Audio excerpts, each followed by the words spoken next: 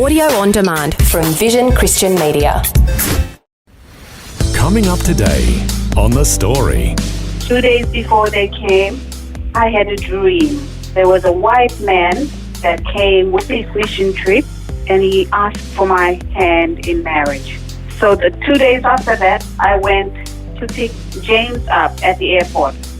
And I looked at him, and I said to God, "Oh no, not him." The Story. G'day, I'm Jimmy Colfax. Welcome to The Story. Well, we have an international love story for you today with James and Salote Norman. James grew up in Canada and Salote grew up in Fiji. So how did the two of them meet and marry here in Australia? And how are they now serving the Lord on the Sunshine Coast? We'll find out as James and Salote share their story. They're having a chat with Eric Scatterbo. James and Salote, welcome to the program. Thank you. Glad to have you with us. And now, James, you're from Canada, and Salote, you're from Fiji. We want to know how did the two of you meet? That's what we're going to discuss today. But first, let's find out a little bit about your backgrounds. Let's start with you, Salote. You grew up in Fiji? Yes, I did. I grew up in Fiji, and I left Fiji when I was 20. My faith background, I was in Mormonism and grew up in the Mormonism faith for 13 years. Mm-hmm. That's what your family was? Half of my family. Mm-hmm. So my dad and my stepmom were Christians already, and they prayed for me and led me to the Lord when I was 21 in New Zealand. Okay, and James, you grew up in Canada. Where in Canada? Yeah, I grew up in the lovely city of Vancouver on the west coast of Canada. Mm-hmm. And, yeah, life was a lot different than it is now. First 18 years of my life, I would have called myself an atheist. There is no God, and if he does exist, he's just a bully. My life was tough. I had a mom with a single mom with a mental illness. Never known my father. We lived in housing commission, and that's all I knew of life. So I believed, that all you do is be a tough kid, and that's it. But I met a girl when I was 18. Mm-hmm. I really liked her, and her parents said that if I was going to date her, I had to go to church with them. Mm. They were Christians, and they did this thing at their house called Alpha. Some of the listeners might have heard of Alpha. And I went through this Alpha course for 4 months with them, and I learned who that Jesus was. I learned that the Bible was something that I could actually understand. And in 4 months' time, God changed my life. He showed me hope, purpose, value of family, and changed my life from then on. Wow, so it sounds like you were really thirsty for wanting to know the truth. Very much so. Mm-hmm. Living in the environment that I didn't know what truth was until I saw it, and I pursued it with everything I had. And then also you said you didn't really have a father, so having a heavenly father, well, it's wonderful. Absolutely. Mm-hmm. And so then what happened in your life? Well, I decided that if I was going to be a Christian, I was going to be all in. Mm-hmm. And so I took every opportunity I could to get mentored by people. The senior pastor of our church, he took me under his wing and mentored me. My girlfriend's father really fathered me and taught me what it meant to be, a young man that wanted to follow Jesus. Mm-hmm. And through that journey, I developed a passion for missions. And in 2006, so I've just skipped over about 10 years. But in 2006, I moved to Australia to a little town called Townsville. Oh, yeah. And I went and did 6 months' work with Youth with a Mission. And why did you pick Australia? Oh, because I'd seen Crocodile Dundee and I always wanted to come here. That's not a knife. Come on, mate. What Canadian doesn't want to come to Australia?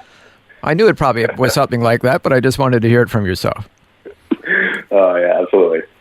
So I was in Townsville Mhm. and did my discipleship training school, and we did an outreach to this little place called Palm Island, Aboriginal community off the coast of Townsville. Mhm. And while we were there, the Fijian family that was living there just happened to have this young lady named Salote. Oh. And she was nice, but I was busy. I was a missionary. That's what God had told me to do. So we were just friends. And Just kind of friends? a long story short. Yeah, we were just friends Mhm. for 3 years, actually. So kind of long story short, DTS finished, and I was asked to go live on Palm Island Mhm. to help out the pastor and his family there. And so while I was there, a team from a church in Newcastle came and did some work with us and saw me running like a shook with my head cut off and said, hey, we need a youth pastor. Think you're it. And I moved to Newcastle 6 months later. And so there's this lady, Salote, on Palm Island, and here's me in Newcastle, 2,000 kilometers south. And every year, I'd go back to Palm Island, and every year, Salote would be there. And the second year I went back, things changed. Oh, I was going to say, so you were just friends, and something obviously had to change. You're married now. Yeah, What? absolutely. What happened? What changed? I listened to God. Oh, that's good. That's good. So I'd gone back to Palm Island for a bit of a vacation. We'd done our missions trip. I was spending a week there. And I wake up the day after the missions trip, and I literally said to God, oh no, I think I like Salote. Oh, no? Oh no, I think I like Salote. Because I was a busy youth pastor, you know, I had stuff to do. I didn't have time for a woman. No time for... I think we need to have a long talk here. Oh, you just wait, Eric. Okay, I'm listening. So over the course of that week, God really just kept on showing me how amazing this woman was. I bought her a birthday gift, and in Palm Island, that's a hard thing to do. Is that right? Found her favorite colored flowers and favorite chocolates, and Oh, wow. And through the course of the week, I really just started falling in love with her. But I didn't want to say anything because I lived 2,000 kilometers away. So, I think this is where you need to pick up, sweetheart. so let me just interject here. So obviously you thought this is going to be difficult because it's going to be a long distance relationship. Yeah. Okay, now, well, let's back up here. Salote, let's hear your side of the story. He kind of had you in the friend zone, it sounds like. Oh, yes. Were you thinking like that, or were you interested in him from the start? Well, no, I wasn't. It's amazing the two of you even got together. Well, I wasn't No? interested in anyone at the time. Okay. I had just had a bad relationship previous, which ended a year before.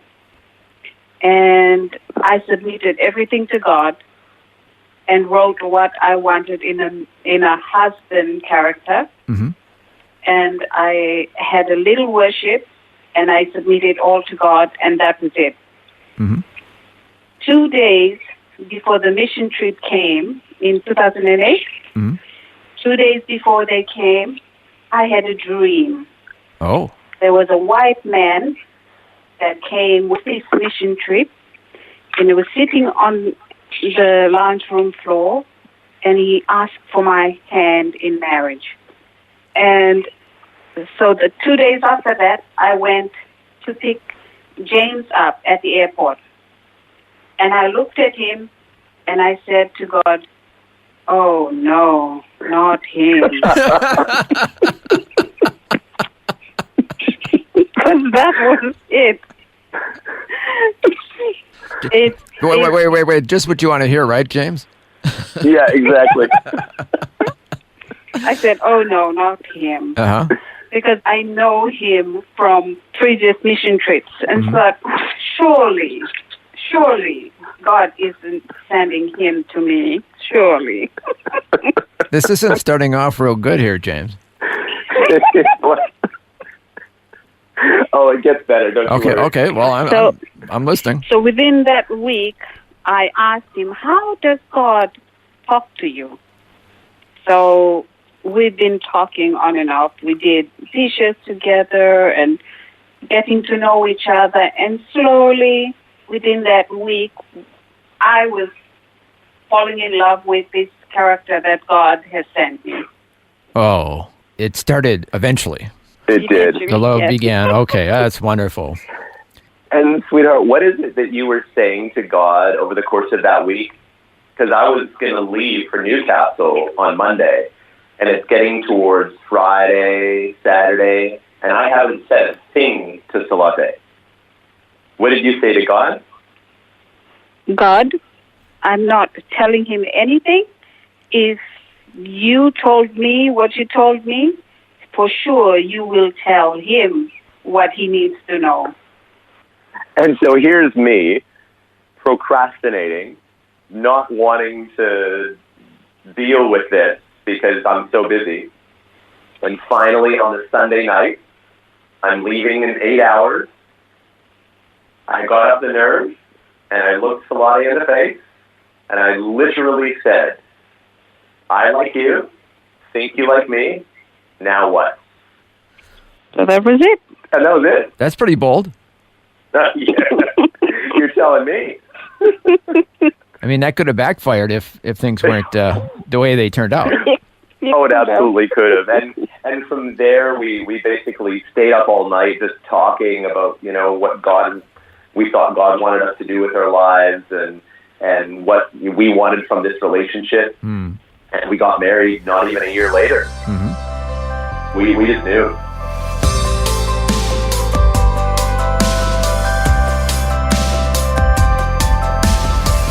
You're listening to The Story. Today, Eric Scatterbo is chatting with James and Salote Norman, who are joining us from the Sunshine Coast to tell us their story as a couple. We'll hear more, including some challenges they've gone through, when we return. The Story. If this program has highlighted something you'd like prayer for, we'd love to pray for you. Call 1-800-PRAY-FOR-ME. That's 1-800-772-936. It's a free call. Or text 0401 132 888.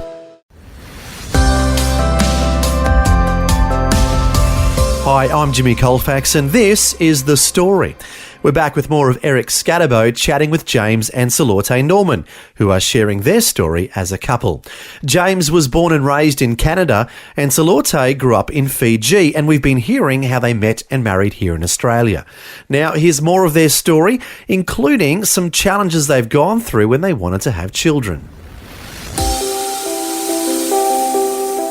So then, obviously, the two of you were married, and then married life continues, but I understand that you've had some struggles.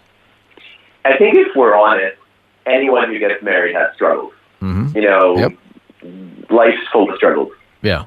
And we decided we're going to wait a year until we even start trying for kids. Mm-hmm. We want to, have a good partnership, and we want to know how to work together well.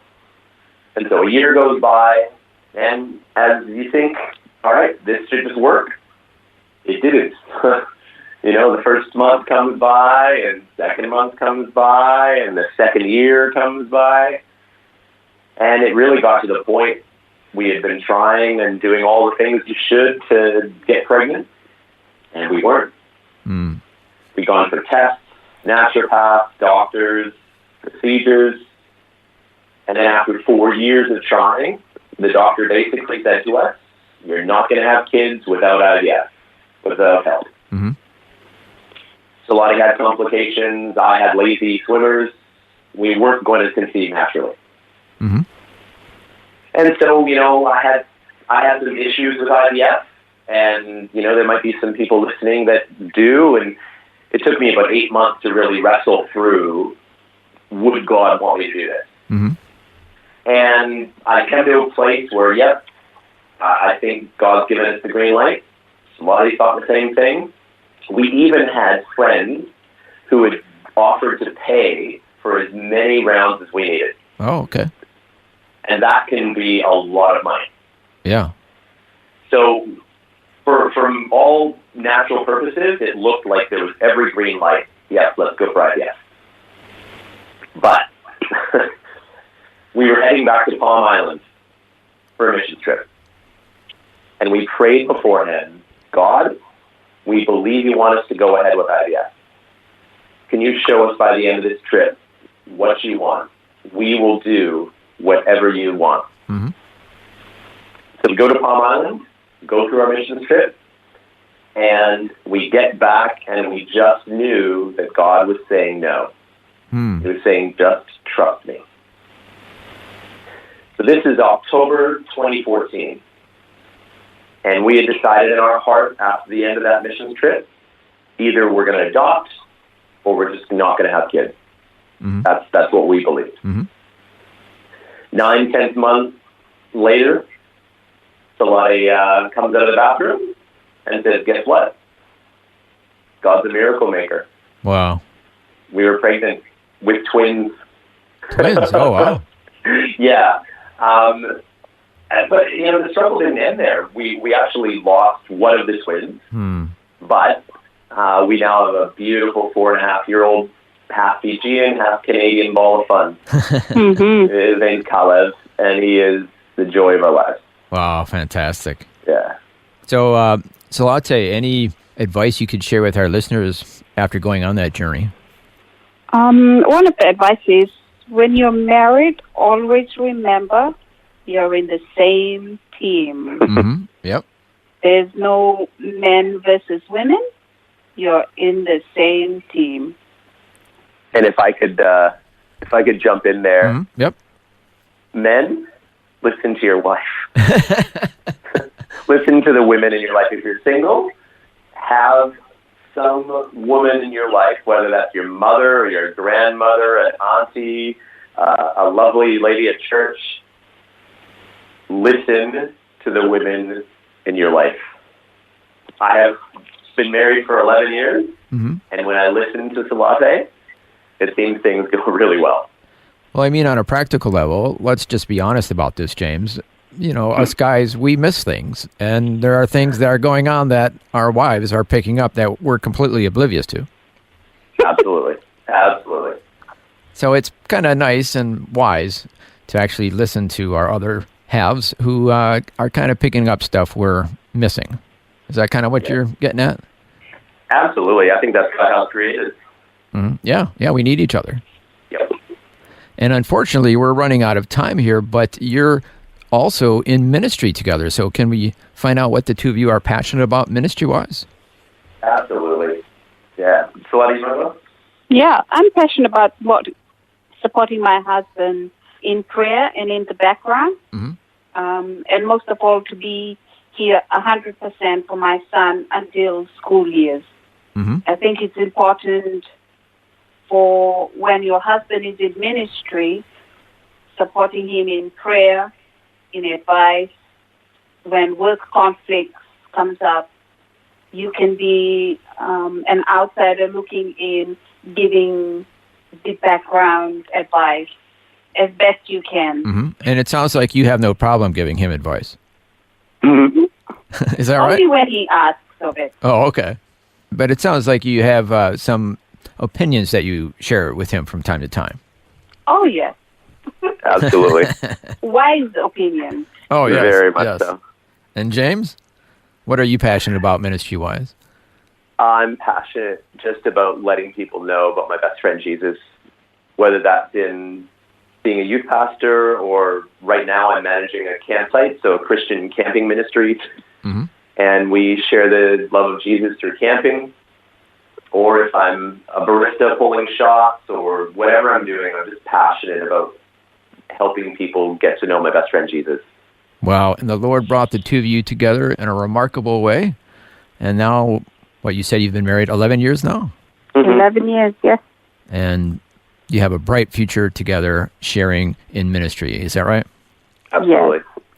Well, James and Salote Norman, thank you so much for sharing your story with us today. Thanks for having us, Eric. It's been a pleasure.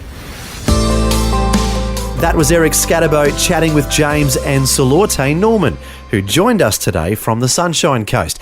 And to be more specific, they joined us from Tunnel Ridge Ranch, where they're serving the Lord. To learn more about their ministry, their website is tunnelridge.com.au. That's tunnelridge.com.au.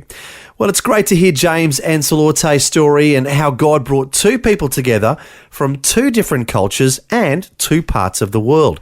But as we heard today, God worked in their lives and has joined them together, and now they make a great team serving the Lord together. As it says in the Bible in the book of Ecclesiastes, teamwork in marriage is exactly what God has in mind. It says, two are better than one because they have a good return for their labour. If either of them falls down, one can help the other up. But pity anyone who falls and has no one to help them up. Also, if two lie down together, they will keep warm. But how can one keep warm alone? That's Ecclesiastes chapter 4, verse 9. Well, thanks for joining us for James and Salote's story as a couple. I'm Jimmy Colfax, encouraging you to share your story with someone today. Thanks for taking time to listen to this audio on demand from Vision Christian Media. To find out more about us, go to vision.org.au.